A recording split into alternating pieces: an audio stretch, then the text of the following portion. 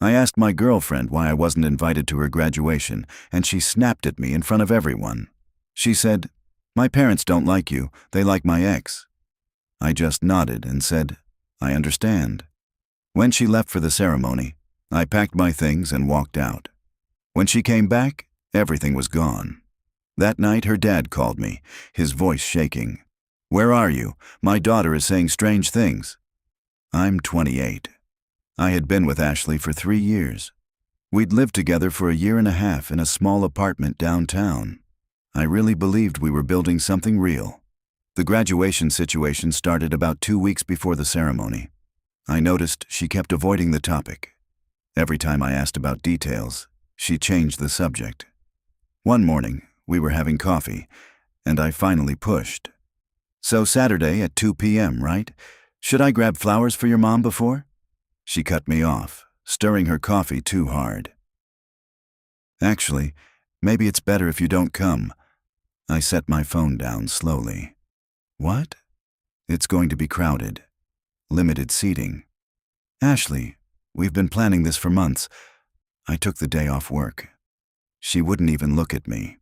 That's when I knew something was really wrong. The next few days were tense.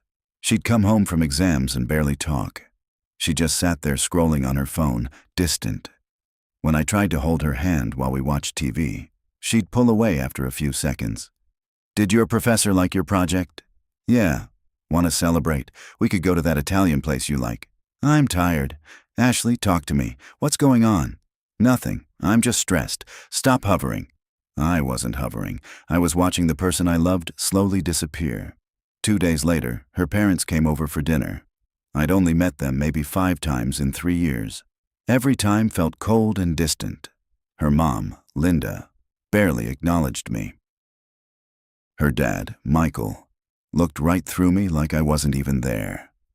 I cooked lasagna, set the table nicely. Ashley was tense the whole time, laughing too loudly at her dad's boring comments about the weather. "So," Michael said, cutting his food carefully, "Ashley tells us you work in IT support." "I actually manage systems," I said. He nodded like I'd just confirmed something disappointing. "Daniel was in finance," he added. "Very ambitious." Daniel, her ex, the guy she dated most of college. Ashley's face went pale. "Dad, please." "Just making conversation," he said calmly. "Daniel is doing very well. Just bought a place in River Oaks." Linda finally spoke. "Such a shame how things ended between you two.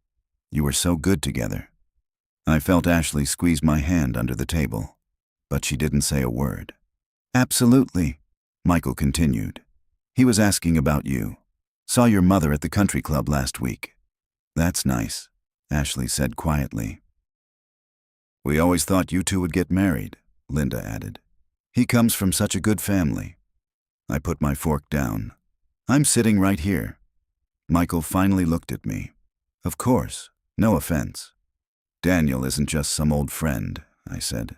"Jason," Ashley said softly, warning me. "What? I'm supposed to sit here while your parents talk about how perfect your ex is?" Linda's face went cold. "There's no need to be rude." "I'm being rude. I cooked dinner, and now I'm listening to this at my own table." "It's my apartment," Ashley said quietly. The room went silent. Her parents exchanged a look. "Well," Michael said, standing up, "I think we should go." They left within 5 minutes. Linda hugged Ashley and completely ignored me. Michael didn't even acknowledge me on his way out. After they left, Ashley started washing dishes aggressively. Plates clattering. "Are we going to talk about what just happened?" I asked. "They're old-fashioned. They didn't mean anything. Your dad compared me to your ex at our dinner table." "Just drop it. You're being sensitive. How long have you known they don't like me?" She turned around, soap dripping from her hands. "What do you want me to say? That they don't like you? Fine, they don't. They think I can do better. They think Daniel was better. Have you been hiding me from them?" I didn't want to deal with their judgment.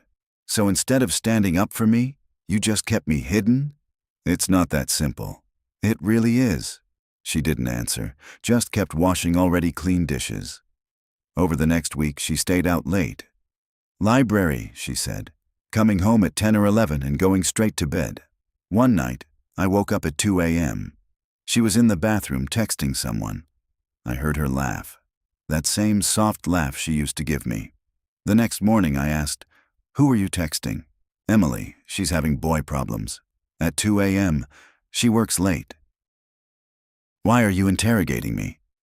The morning of her graduation, she was already dressed when I woke up. Makeup done, phone in her hand, smiling at messages.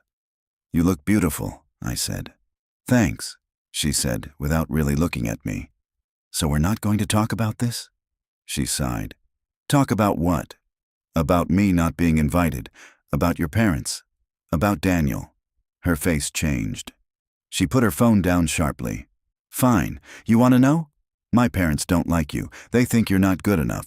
No ambition, no family money, nothing to offer." She grabbed her purse. "They like Daniel, and honestly," she hesitated, "sometimes I think they might be right." The words just hung there. "I understand," I said quietly. She looked confused. "What?" "I understand. You should go." "You don't want to be late. That's it? That's all you're going to say?" "What do you want me to say? You already told me everything. I'm just being honest. There's honesty, and then there's cruelty." She waited, like she expected me to fight. I didn't. She left, slamming the door hard. I sat there for about 5 minutes, just staring. Then I got up and started packing. It took me 3 hours. Clothes, books, my gaming setup, documents. The apartment was in her name. Her parents paid for it. I paid half the rent. But I was never really part of it. Just like I was never really part of her life. I made 4 trips to the car. When I was done, the place felt empty. I left my keys on the counter with a note. "Good luck with everything." I didn't block her. Didn't send a message. I just left. I stayed at my friend Chris's place across town. "What happened?" he asked while helping me carry boxes. "She didn't invite me to her graduation because her parents like her ex. And you just left? What else was I supposed to do?" He didn't answer. Around 7 p.m., my phone started blowing up. Missed calls, messages, confused, angry, panicked. "Where are you? This isn't funny. Your stuff is gone. Jason, answer me." I didn't reply. At 9 p.m., her dad called. "Jason, where are you? She's saying strange things. She's very upset." "I don't think we have anything to talk about." "Please, we may not have been welcoming, but this is serious. She told me this morning you don't think I'm good enough. Is that true?" Silence. "We expressed concerns. You didn't have to say it outright. You made it clear every time." "Jason, be reasonable." "I am. I'm walking away from a relationship where I was never enough. She's not ashamed of you. She didn't invite me to her graduation. Think about that." He tried to stop me, but I hung up. 10 minutes later, Ashley called from her mom's phone. "Jason, please. I'm sorry. I didn't mean it." "Stressed about what? Being ashamed of me?" "I'm not ashamed. You didn't invite me. You let your parents talk down to me. You said they might be right. I was overwhelmed, and you chose them every time. That's not fair. You know what's not fair? Spending 3 years with someone who treats you like a secret. I was trying to protect you. No, you were protecting yourself. Please, where are you? Let's talk." "No, I'm done, Ashley. I packed my things. I'm not coming back." "You can't break up over the phone. You broke us when you uninvited me from the most important day of your life." She started crying hard. "I love you. I made a mistake. If you loved me, you would have defended me once. I will now, I promise. It's too late." "It's not. It is for me. Goodbye." I hung up and turned off my phone. Chris found me later. "You okay?" "I don't know." He handed me a beer. "You did the right thing." The next morning, I had 47 notifications. One message stood out. From Daniel. "Hey man, Ashley's parents gave me your number. She's really upset. Maybe talk to her." I stared at it. They gave her ex my number. I blocked him. Then her parents. Then, after a pause, her. A week passed. I focused on work, tried to rebuild my routine. One evening, Chris looked uncomfortable. Ashley came to your office today. What? She waited in the lobby. Wanted to know where you were. She looked rough. What did you say? That I wasn't getting involved. Good. She said she cut off her parents, told them to stop contacting Daniel, said she chose you. I rubbed my face. It doesn't matter. She had 3 years to choose me. She didn't. 2 days later, she emailed me. She said she told her parents everything, said she was ashamed of herself, not me. Said she left the apartment, moved in with her friend Emily. She wasn't asking me to come back, just apologizing. I read it 3 times, then closed my laptop. A month passed. The anger faded. I started seeing someone new, casual at first. Her name was Mia. She was a designer. She laughed at my bad jokes and never made me feel small.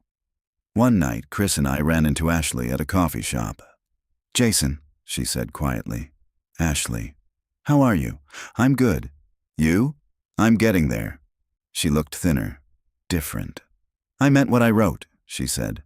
I'm working on myself, therapy and everything. That's good. Silence. Well, it was good to see you. She walked away, then turned back. You were always enough. I was just too scared to see it. Then she left. Chris exhaled. That was heavy. Yeah. You okay? Yeah, I said. And I meant it. 3 months later, I got one last message from an unknown number. I saw you're seeing someone. She seems nice. I hope she treats you the way I should have. I stared at it for a while. Then replied, I hope you find what you're looking for. Then I deleted the conversation. That night, Mia asked if I was okay while we cooked dinner. Yeah, I said, just closing a chapter. She kissed my cheek. Good. You deserve to be someone's first choice. For the first time in years, I believed it. Ashley graduated with honors, moved to another city, started working for a nonprofit. Still single, last I heard. Her parents tried to reconnect. She kept her distance. Daniel got engaged. As for me, I'm still with Mia. We moved in together last month. Her parents invited me to dinner after just 2 weeks. Treated me like family from the start. Sometimes I think about that morning Ashley left for graduation. How calm I felt when I said, I understand. How I knew exactly what I had to do. Walking away was the best decision I ever made. Believing I deserved better was the second best. I don't hate her. I hope she's doing okay, but I don't think about her anymore. And that tells me everything. Last week, Mia and I had dinner at her parents' house. Her dad pulled me aside. You make her happy. She makes me happy too. Good. You treat her right, and you'll always be family here. Just like that. No comparisons, no tests. That night, lying next to Mia, I felt something I hadn't felt in years. Peace. Hey, she whispered. You awake? Yeah. What are you thinking about? How lucky I am. She kissed my shoulder. Me too. And I meant it. Every word.